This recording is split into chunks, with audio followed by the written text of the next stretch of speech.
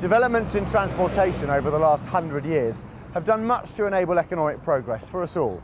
But as more and more of us travel further and further, the energy we use to do so takes on an ever greater importance. Roads are already congested, so is the answer more collective mobility? The Sustainable Energy team have been investigating the mass in mass transport.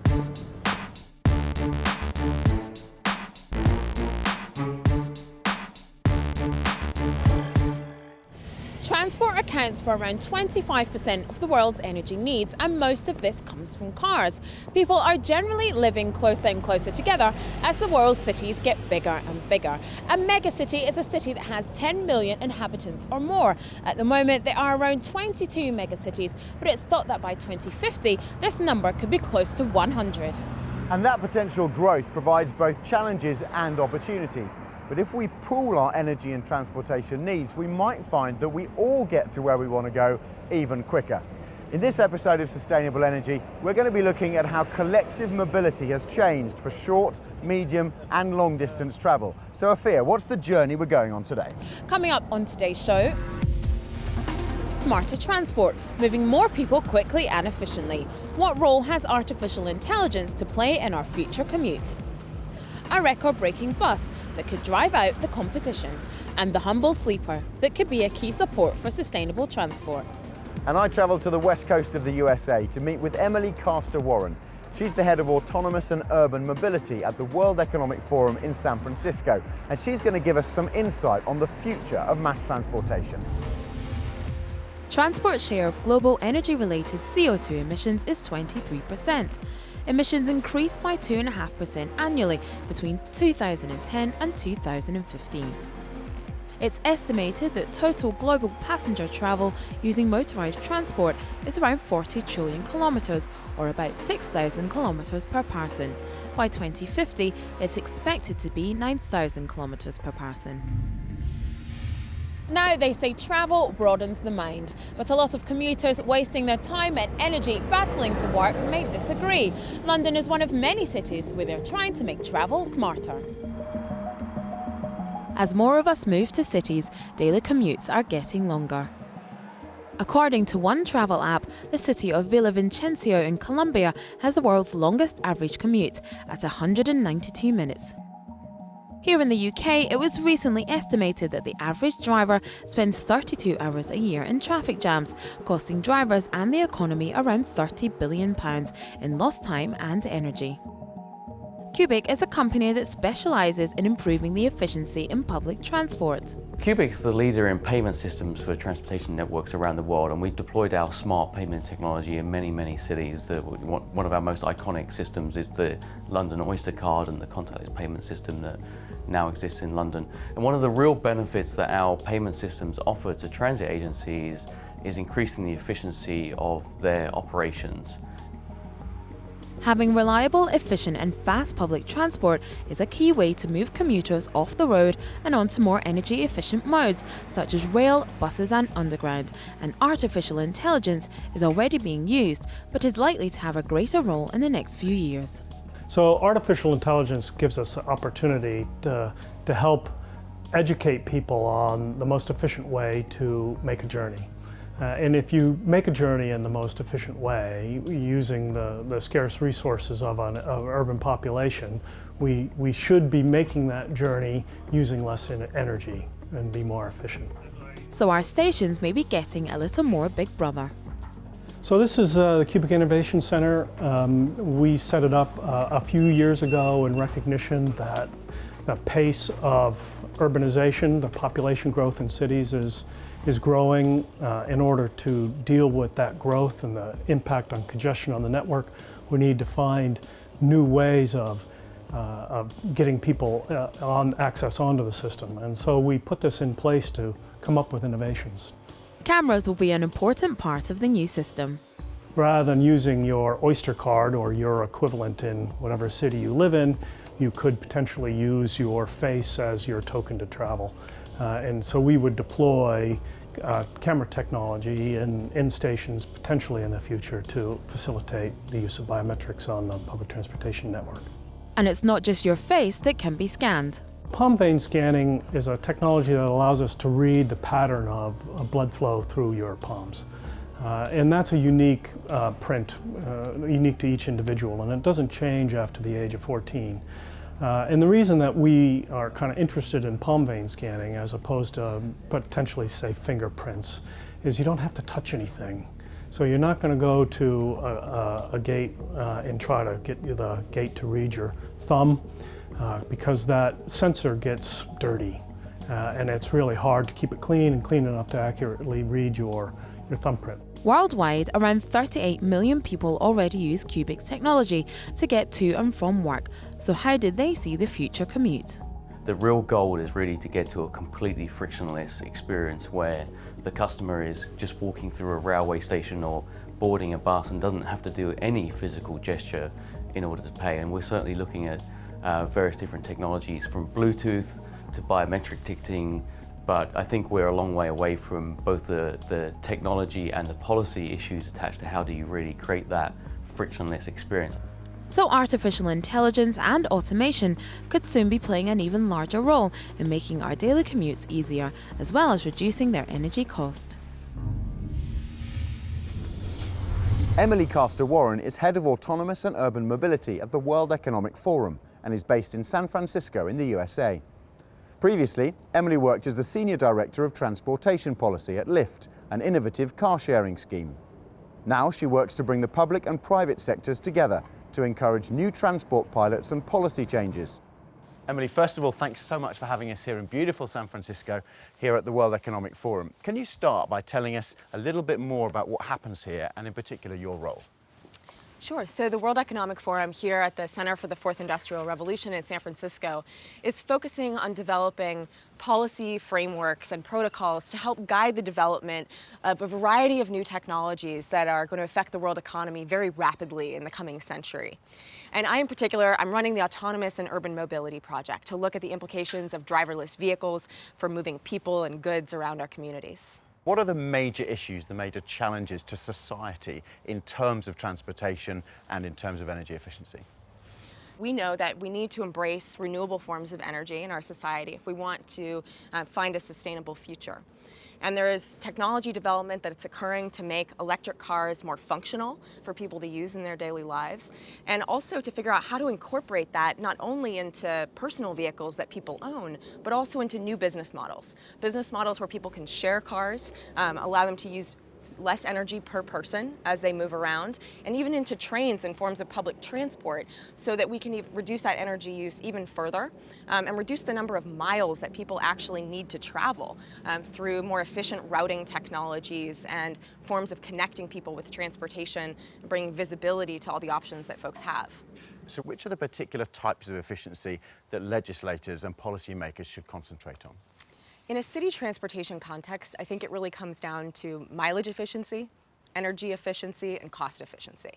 So they want to know that the service they're providing to the public is going to have the least impact on the infrastructure, not cause congestion, not have negative impacts on the environment, and allow them to provide the most service with the least amount of cost to the government. Now, Emily, you mentioned that you work a lot in the field of AI. Can you tell us a bit more about what that is and its implications and challenges in terms of energy usage? AI and machine learning have so many uses across our economy. And when you look at transportation, the main benefit that they have to offer is the ability to move more people with fewer miles traveled. Because the number of miles that you travel on the road directly relates to how much energy is consumed. So with AI and machine learning, you can identify a person over here that wants to take a ride, a transportation asset that can be most efficiently routed to that person, and maybe even multiple different people going in the same direction at the same time that can travel together and therefore use fewer miles and less energy.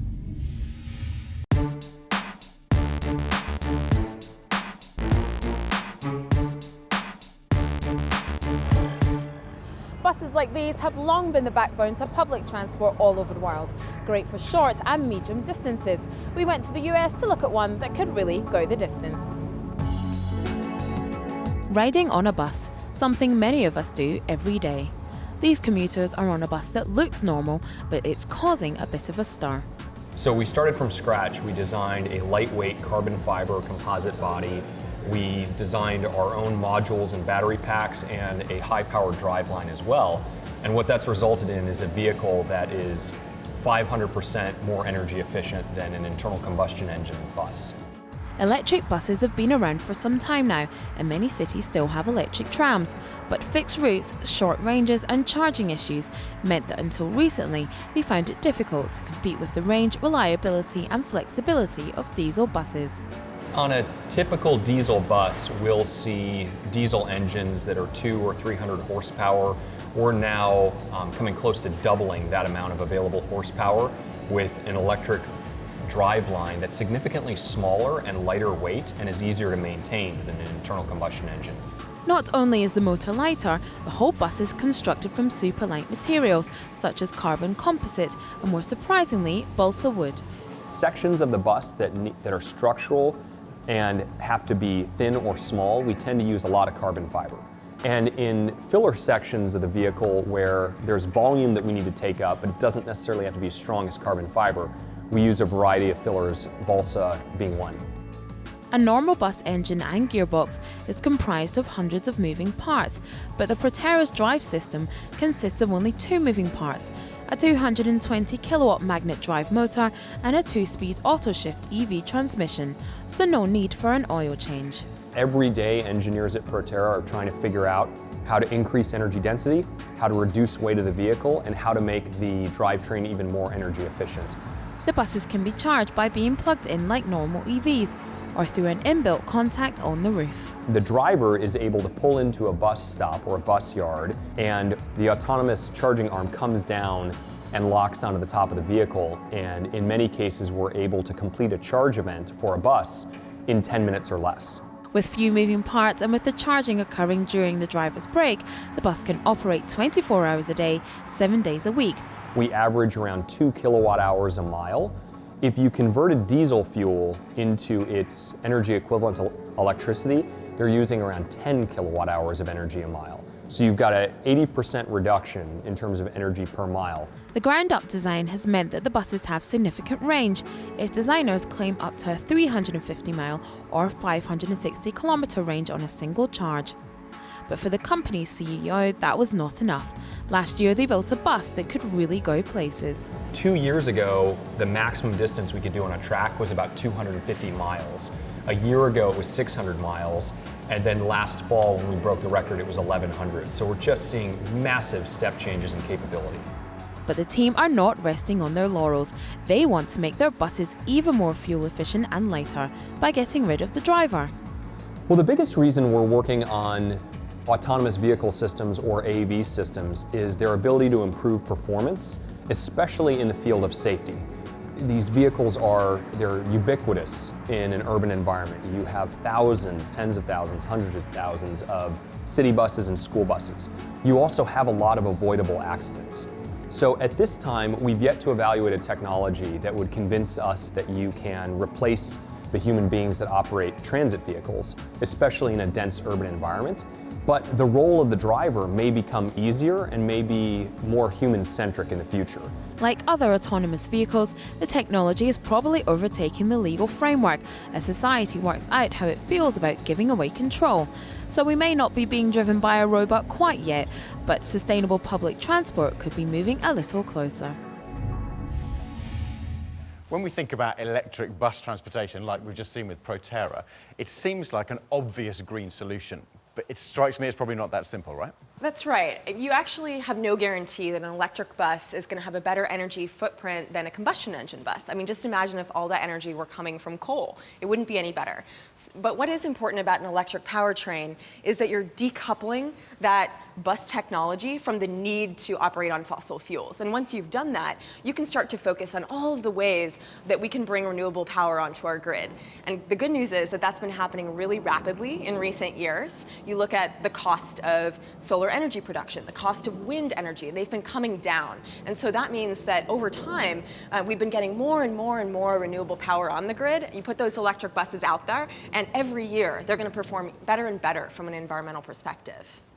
What actually is the most energy efficient form of urban transportation? Well, ironically, it's very low tech. So it's actually your own 2 feet. Walking or cycling are the most efficient forms of transportation. But if you're talking about vehicles, it's really trains and buses. Think about what's the per passenger energy expenditure. And the larger the vehicle, the more people you can put inside it, the better that footprint is going to look. So you want to promote mass transit and invest as a city in those new, really efficient forms of high capacity mass transport technologies, while also making sure that there's a variety of options so that people have a way to get to those trains and buses, solve the first and last mile problem, and reach the most efficient ways to their destinations. One of the new technologies that's talked about a lot in this regard is autonomous transportation. Why do we link that so much with energy efficiency? So if you look at, for example, the idea of autonomous fleets, and that having a low-cost service where a human driver isn't needed, bringing down the cost so much that it's cheaper than owning your own car, you move over to a model of mobility as a service. And the companies that are going to be operating those fleets are going to be really worried about the costs of the energy to power those cars. It turns out that operating a fleet of electric cars is cheaper than operating a fleet of gas cars, because electrons are cheaper than fuel from petroleum, and you also are able to reduce maintenance costs because there are fewer moving parts in an electric car than a traditional combustion engine car. So there's a strong reason to believe that these two technologies are aligned, and that autonomous fleets, in particular, not personally owned autonomous cars, but shared autonomous cars, can be a vector for rapid electrification of vehicles.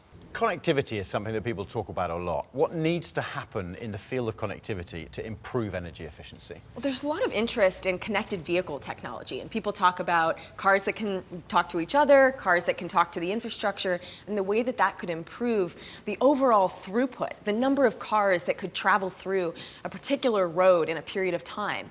But in order for that to really bear its benefits, you need to have all of the cars operating that way. Well, much more coming up from Emily later on in the show. But first, maybe you thought you knew about collective mobility. Here's one common misconception. You thought you knew? Think again. Myth: public transport isn't economically viable in low-density cities. Fact: public transport runs successfully in many cities with low population densities. Any city with sufficient population density to cause traffic congestion has sufficient population to support a first-rate public transport alternative. Where public transport is well designed, of good quality, fast and efficient, it can increase public usage and bring better returns to the operator.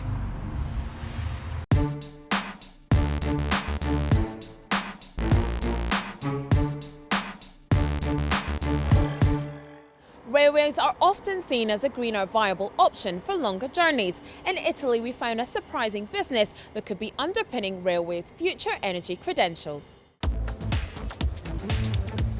Letting the train take the strain. Rail travel has grown steadily during the last 10 years, with passenger numbers up and infrastructure investment growing fast, particularly in Asia. China alone has seen its urban rail network tripled from less than 1,000 kilometers to more than 3,000 kilometers between 2005 and 2015. All good news for a mode of transport widely seen as one of the greenest for moving lots of passengers long distances. The railway sector is surely the greenest. Various studies have shown that in a variety of transportation methods, in comparison to the road and aviation sectors, that rail is definitely more eco-friendly in both energy and carbon dioxide emissions, as well as in terms of travel time. Urban rail is forecast to grow at an average of 5% per year up to 2025. So this is a great business to be in, but also one where small changes can make a big difference. The humble sleeper, not an object that leaps out as a great business opportunity. But one Italian firm sees sleepers not just as a physical support to the railways, but also a market disruptor. Giovanni's company Greenrail looked at taking waste plastic and old tyres and incorporating them into their new sleeper design. Greenrail sleepers are railway sleepers that have the same mechanical characteristics as traditional reinforced concrete sleepers, which represent a standard in the current market. And they're mainly made of recycled plastic, urban plastic and old recycled tyres. Every kilometre of railway line made by Greenrail allows us to recycle 35 tonnes of plastic and used tyres. Since 2003 here in Europe, it has been illegal to put tyres into landfill, so finding alternative ways to use this spent resource has been a necessary goal. The inner shell of the sleeper is pre-stressed concrete, like many standard sleepers, but the outer rubber shell provides a number of advantages. The people who will notice a difference will be those who live close to the railway lines, because the railway lines with green rail will contribute to reducing the railway vibrations and the traffic noise, hence less noise and vibration pollution, and more welfare for those who live close to a railway line. Reducing maintenance is a key aspect, as this impacts energy efficiency, safety and cost. Our product is able to reduce by 50% the maintenance operations of the railways, so we are reducing the energy necessary for the machinery which the railway operators use for the maintenance of the railway lines. But it doesn't stop there. The company have some other innovations up their sleeve. Meet a solar power sleeper. The idea of Green Rail Solar was born from the will to transform the railway infrastructures from passive infrastructures to active infrastructures. The railway tracks are exposed to the sun 90% of the time. From here comes the idea to collect solar energy and transform it into electricity. Each sleeper incorporates a photovoltaic module, allowing it to transform the railway into a photovoltaic power station. We are talking about for 1 kilometer of railway production estimated between 30 and 35 megawatt hour for a year, which is the average need of 10 Italian households per year. Giovanni and his team might just be onto something. If you have ever tried counting the sleepers you pass by on a journey, it could be a big market. So what seems like a mundane item could have a far-reaching impact. We talk a lot about technology changing, but how important is it that people change, and how do we help them to do that? So in Silicon Valley, people use an iterative approach. They'll start with a minimum viable product, test it out, and learn from exactly how consumers react to that, how they need to change it, what its features need to be to really move the needle. And that's something that I've definitely seen in my career previously, that you can actually make big changes in people's transportation behavior if you offer them something totally new that they've never experienced before, but something that performs dramatically better than the alternatives that they had access to in the past. A lot of this discussion centres around the developed world, but when we look to the developing world, it seems to me there are different challenges, different opportunities. Can you tell us a bit about those? The developing world is often in a state of much lower infrastructure development. So road systems might not be in place to connect people from isolated areas into the urban core where they can access economic opportunity. And some really cool technologies are coming online now to actually look at ways of making personal mobility through aircraft and drones accessible to people at a low cost, to connect them in those places where it might not ever be viable to build a train system or a freeway. In the future, what will our cities look like in terms of collective transportation in 25, 50 years? We're in a period of such incredibly dynamic change in our transportation system with the arrival of autonomous technologies and drones and a variety of other new business models coming on the scene that I think you're going to see a very different landscape 25, 50 years from now. 25 years from now, I fully expect that you'll see a displacement of personal vehicle ownership in every large city around the world in favor of autonomous fleets.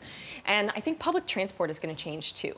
You'll see that when you get outside of those main corridors where people are using trains, that they're going to connect into very dynamic shuttle systems and smaller forms of on-demand public transportation that can be accessed seamlessly through multimodal interfaces, and all paid for through a unified method of payment that is portable across all kinds of commerce. Emily, it's been a pleasure and enlightening talking to you. Thank you so very much indeed. Such a pleasure. Thanks. So despite all the challenges, there are lots of technological changes happening that could bring some real mass transport solutions. In fact, many are calling this the fourth industrial revolution, as the boundaries between the spheres of the physical, the digital, and the biological become blurred. In the next episode, we're going to be looking at the mobility of goods and how we can make freight less of an energy burden.